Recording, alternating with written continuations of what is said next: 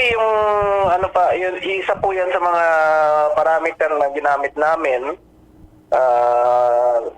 Nung tinaas namin yung alert level status dahil yung patuloy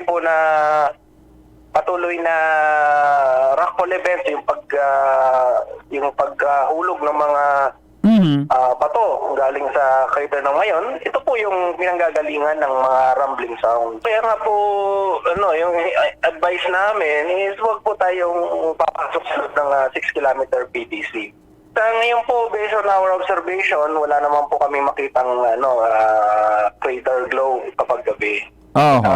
Yung iba po, may mga pictures po na may post sa social media na nakikita po na nagbabaga yung may mga parte na nagbabaga dun sa crater. Pero this is due to yung oversensitivity po ng mga yung mga camera po kasi natin ngayon very mga advanced na.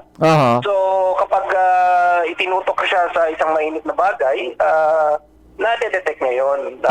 Yun nga, nagkukulay pula.